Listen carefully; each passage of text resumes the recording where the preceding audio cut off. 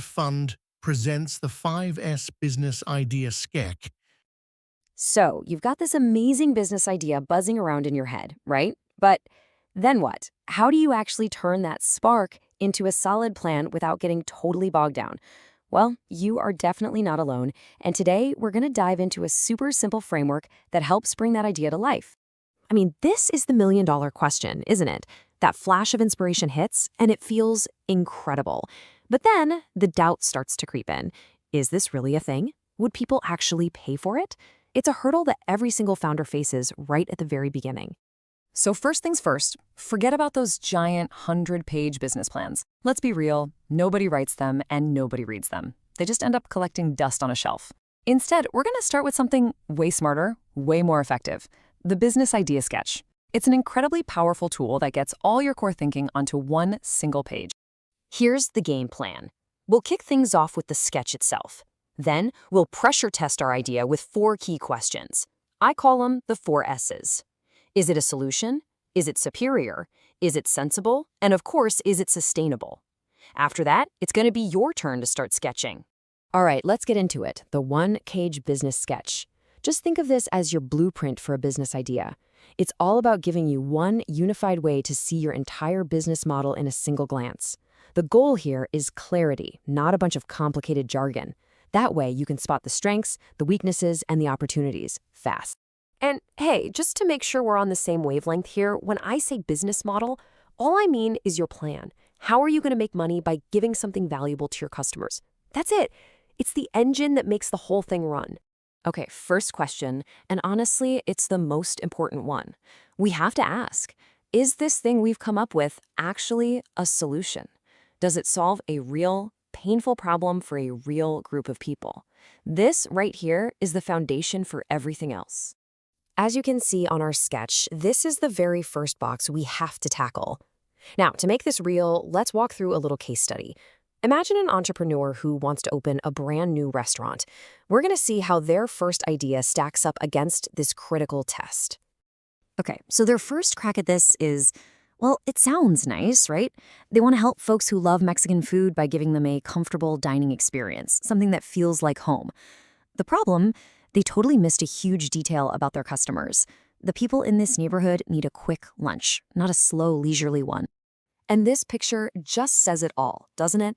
An idea built around a slow, cozy, sit-down meal is the exact opposite of what the customer is desperately looking for on their lunch break. This is such a classic trap to fall into. But this is where the magic happens. They actually listened and they adapted. The idea gets a major upgrade. Comfortable becomes fast casual, and the focus shifts from just Mexican food to a whole variety of cuisines, which hits on the customer's desire to explore something new. And there we go. That's a perfect match. Now we have a concept that's fast, it's interesting, and it's healthy. By digging in and understanding the customer's real problem, the idea went from kind of meh to absolutely brilliant. The idea is now a real solution. Okay, so we've got a solution. Awesome. But is it superior? Let's jump to the next S and see how this new, shiny idea actually stacks up against all the other choices a customer has. We're shifting our focus on the canvas over to this block right here, superior to competitors.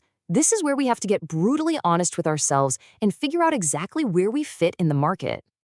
You know, a competitive chart like this is the perfect tool. You can see exactly how our Latin American restaurant compares on the stuff that customers actually care about. Price, how healthy it is, speed, and variety. Look, it's not the cheapest and it's not the absolute fastest, but it carves out this perfect little niche. High health, high variety, with a decent speed and price. It has a clear advantage. Having a superior idea is fantastic, but now it's time for a little reality check. Is this whole thing sensible? I mean, can you actually pull this off with the team, the money, the resources you have? Let's get practical. So now we're moving on to the next section of our canvas, and this is all about the nuts and bolts of the operation. What do you actually need to do? What do you need to have? And who do you need to work with to make this restaurant a real place? See how this step basically turns the idea into a to-do list? We've got key activities, like making sure ordering is super fast. We've got essential resources, like a killer chef and a great location. And we've got critical partners, like our food suppliers. All of a sudden, this idea feels a whole lot more concrete, doesn't it? A great idea that you can actually build is wonderful, but it is not a business unless it's financially sustainable. So our fourth and final S asks maybe the most important question of all. Is it going to make any money?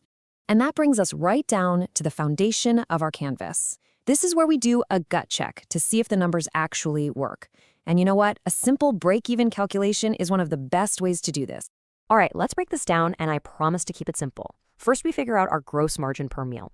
That's just the price minus the cost of the food. So $10. Easy. Next, we take our total fixed costs, rent, salaries, all the stuff you have to pay no matter what, and divide it by that $10 margin. That gives us our magic number, 60,000 meals. That's how many we need to sell to break even.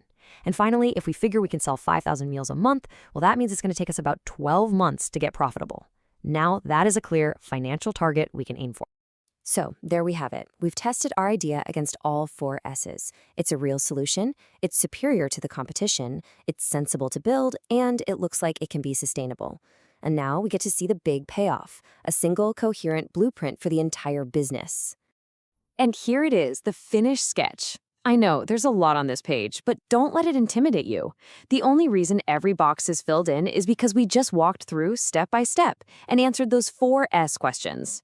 We've gone from a fuzzy concept to a solid one-page plan that connects our customers, our competition, our operations, and our money. It's all right there. And that brings it all right back to you and that idea that's been buzzing around in your head. This framework isn't just some worksheet. It's a tool. It gives you the power to test, to tweak, and to prove that your vision can work. So the only question left is, what's the first customer problem you're going to solve? Go grab a napkin, a whiteboard, whatever you have, and start sketching.